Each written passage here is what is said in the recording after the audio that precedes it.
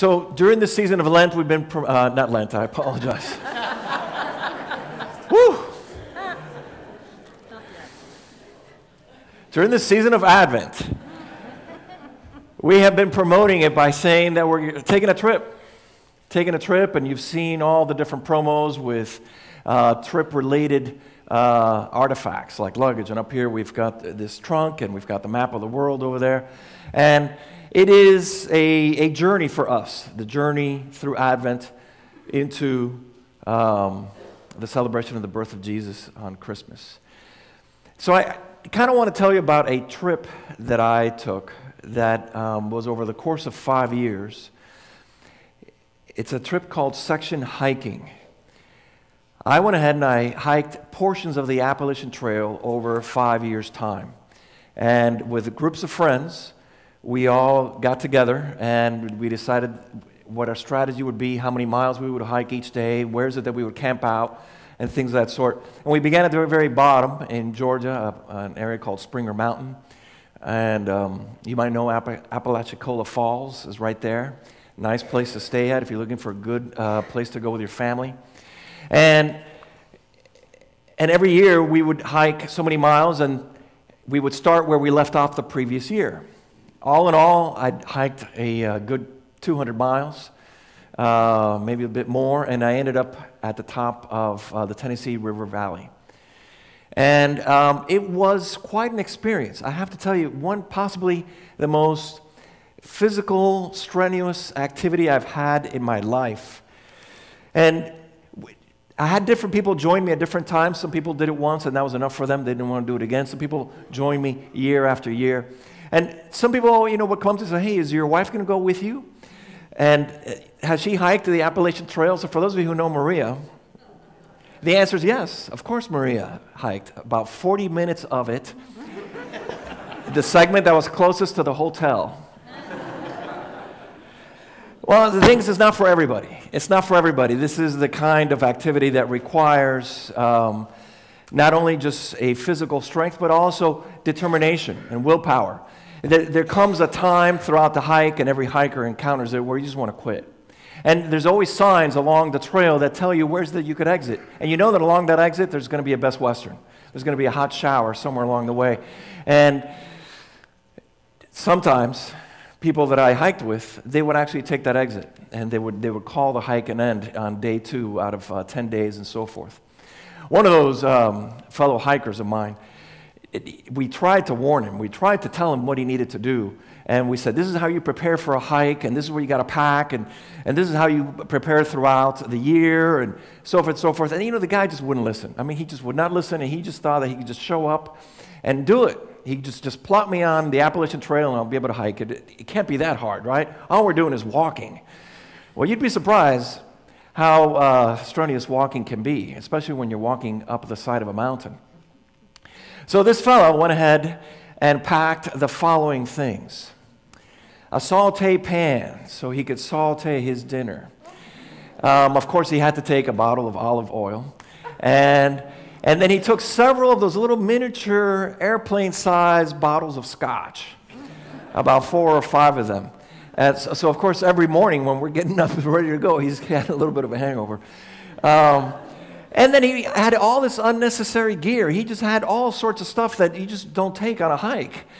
But for some reason, he thought he could do it all. So lo and behold, at the end of the second day, he called it quits. That was it. He just wasn't going to do it anymore. And that in the morning of the third day, he just stayed in and then found his way back while the rest of us continued. Every year, I came across with someone that joined our group that would have such an experience because the person would not prepare. The person just wouldn't know what is it that's required, not just physically, but mentally as well. Because the thing is that when you are a dedicated hiker of the Appalachian Trail, it's not just a summertime thing. It's actually a year-round thing. You know that you're going to go through the 10 most difficult days of the calendar year, and that there's a good chance that you might pass out. There's a good chance that you won't make it. So consequently, you train throughout the year. You watch what you eat. You start looking for lightweight gadgets that you can take with you that will help you and weigh less on your pack, and things of that sort. And because of this whole year-round preparation, there also becomes this mental focus that we take as to how we can encourage ourselves and each other to get through on the hike. The Appalachian Trail, it seems like it's been there forever.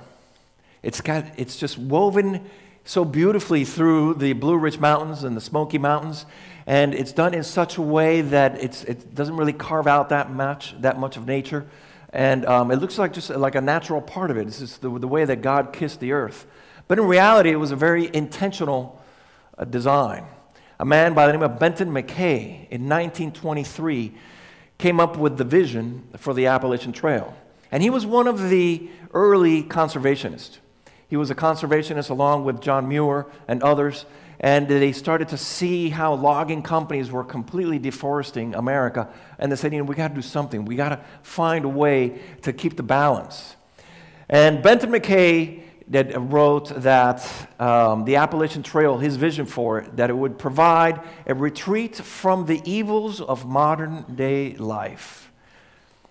That was in 1923.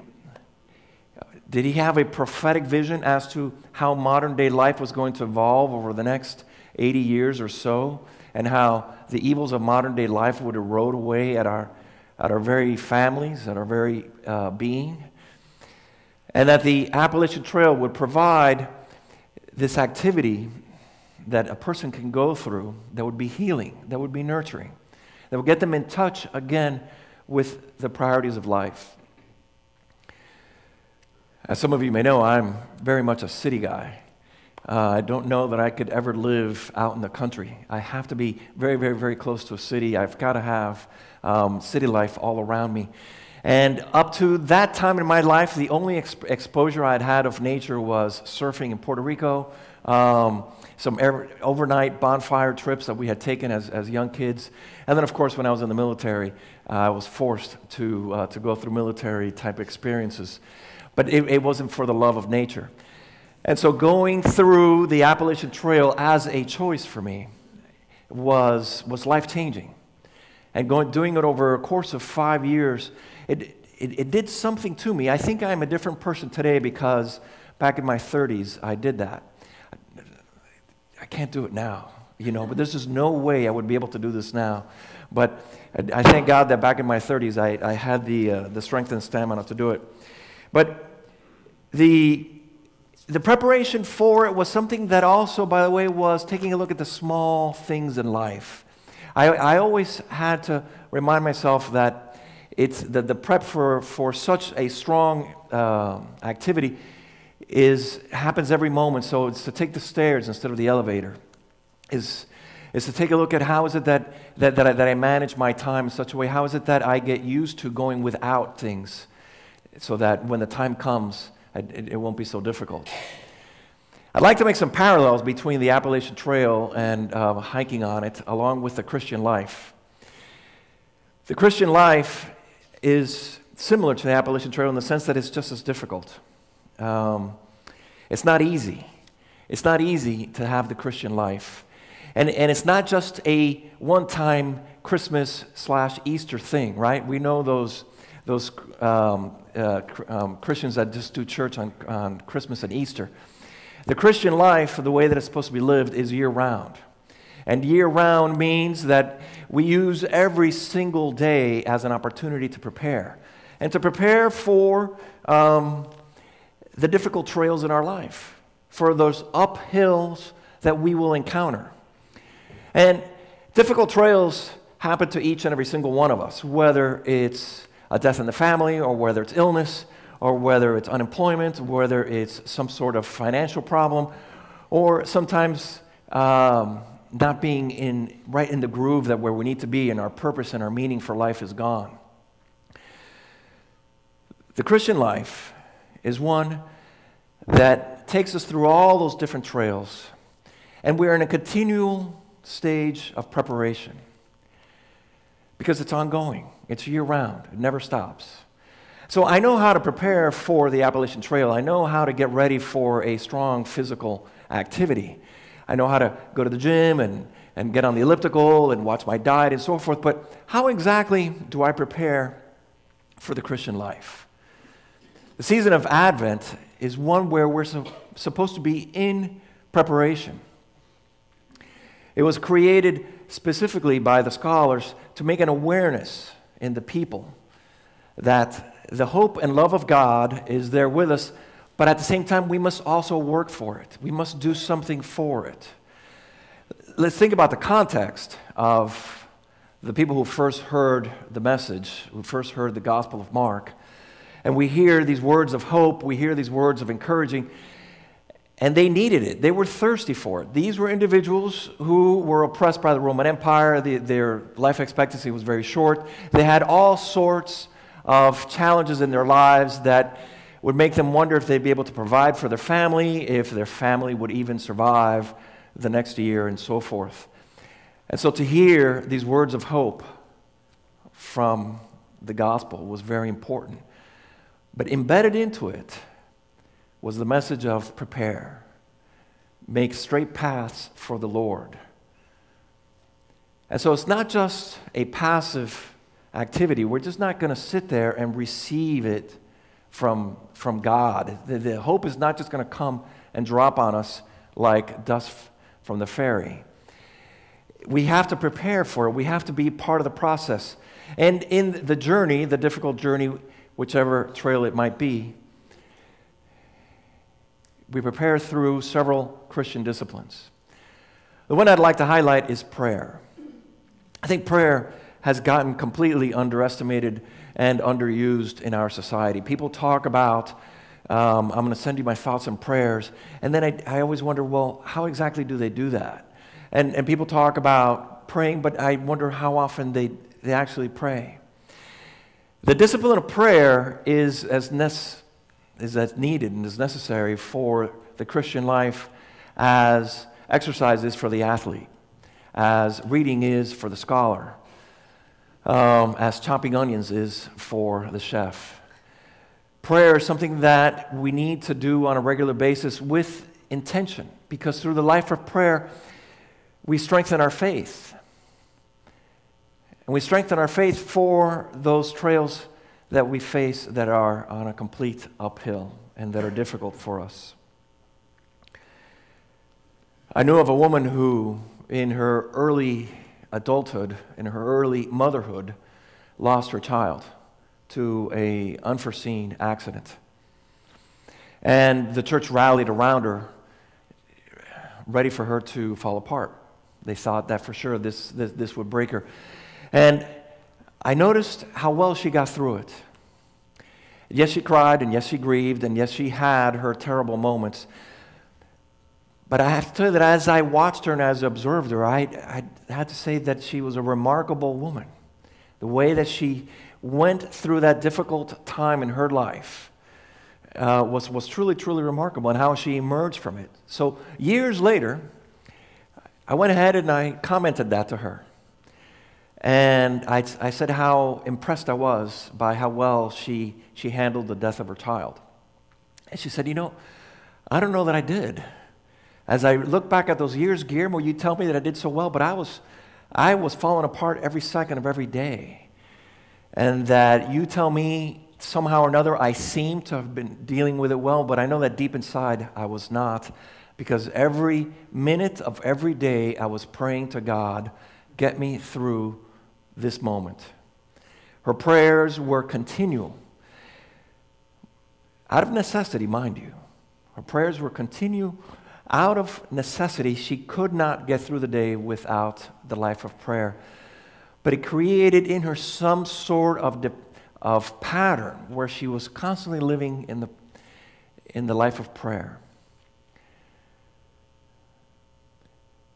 There are different things that we could do to prepare for the birth of Christ. We talk about ushering in the light. We talk about ushering in the love. We talk about getting ready for Emmanuel, God within.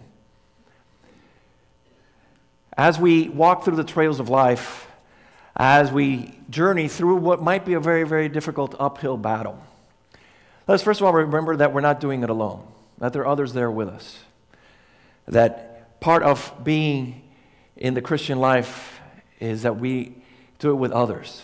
It's a communal experience. The Christian life is with other people.